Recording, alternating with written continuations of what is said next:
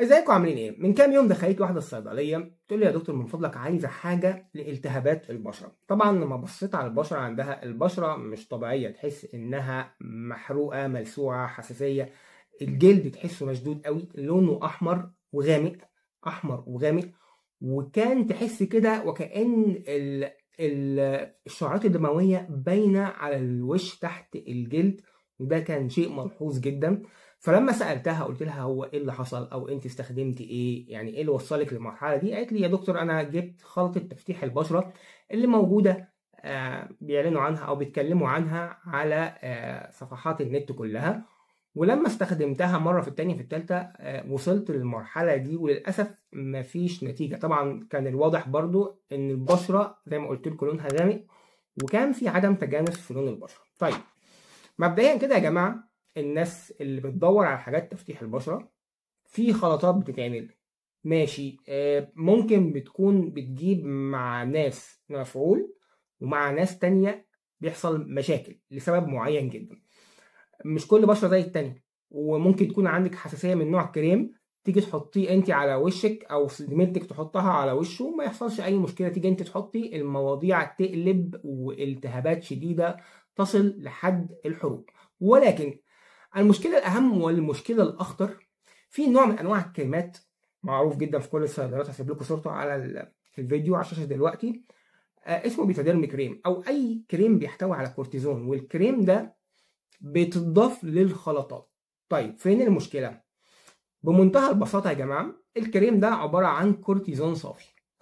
الكورتيزون فيه أضرار، احنا اتكلمنا قبل كده في فيديو منفصل عن أضرار الكورتيزون لما بيتاخد حقن وبيتاخد أقراص للي بيزود وزنه، وقلنا مشاكله ايه اللي بيحصل ولخبطه الهرمونات وهشاشه العظام والسكر والضغط والكلام ده. بس بعض الناس يقول لك يا دكتور الكورتيزون يتحط على الجلد ملوش اعراض، او لما يستخدم موضعي ملوش اعراض. لا، ليه اعراض، واعراض مدمره للبشره. طيب ايه هي اعراض استخدام كريم الكورتيزون على البشره؟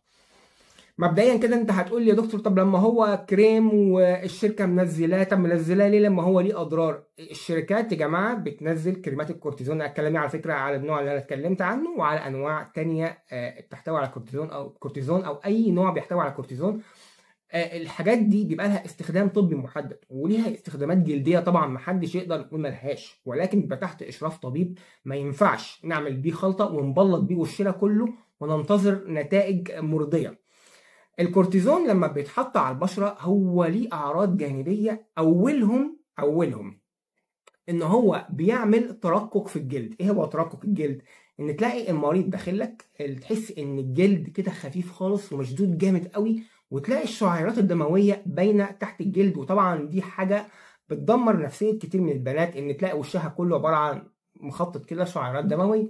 الحاجة التانية، الكورتيزون بيسبب او بيقلل الاميونيتي، المناعه بتاعه الجلد في المنطقه دي. فانت او انت لو بتستخدموه عشان خاطر حبوب الشباب او عشان خاطر تعالجوا حب الشباب، الكورتيزون ما بيستخدمش في كل حالات حبوب الشباب، ولكن بيستخدم في بعض الحالات وتحت اشراف دكتور، اهم حاجه تخصص جلديه هو اللي هيفيدك اكتر في الموضوع. فهو بيقلل المناعه بتاعه الجلد، وبالتالي انت هتلاقي ان الحبوب زادت بشكل مبالغ فيه، حبوب الشباب. وممكن لو انت عندك حبايه هتلاقيها ما بتخفش، بالعكس ده هي عماله بتكبر وبتزيد. طيب دي حاجه من الحاجات.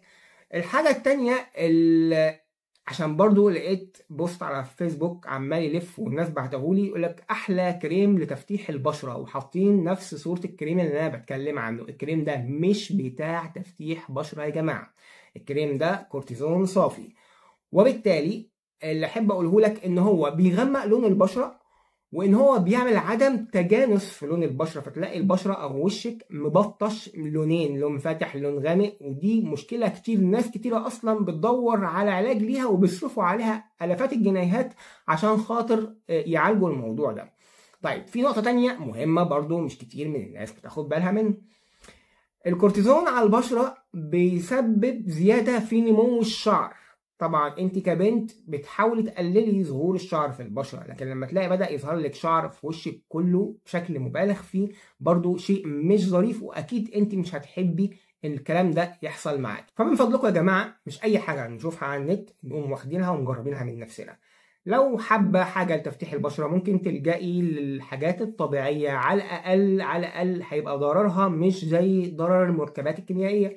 ولو هتجربي حاجه لتفتيح البشره جربيها على حته صغيره مش ظاهره في البشره الاول، شوفي هل جلدك هيعمل منه حساسيه او هيحصل اي التهابات ولا برضو الحته الصغيره ممكن تتعالج، احسن ما تعملي او تبلطي وشك كله بكريم يسبب لك حروق في وشك او التهابات جديده كبيره في وشك صعب انك تعالجيها. ارجوك يا جماعه بلاش نستخدم الكورتيزون على البشره، الكورتيزون ليه استخدامات محدده، الكلام بتاع الفيديو النهارده بينطبق على النوع اللي انا ذكرته وعلى كل الانواع اللي بتحتوي على كورتيزون. من فضلكم محتاجين حاجه لتفتيح البشره نشوف رأي دكتور جلدية، اللي بينفع معاكي ممكن ما ينفعش مع غيرك، واللي بينفع مع غيرك ممكن يعمل لك التهابات شديدة قوي مش هتلاقي لها علاج، وفي الآخر برضه هتروحي للدكتور. يا رب يكون الفيديو مفيد، وما ننساش يا جماعة لو الفيديو عجبنا نعمل لايك وشير عشان خاطر غيرنا يستفيد.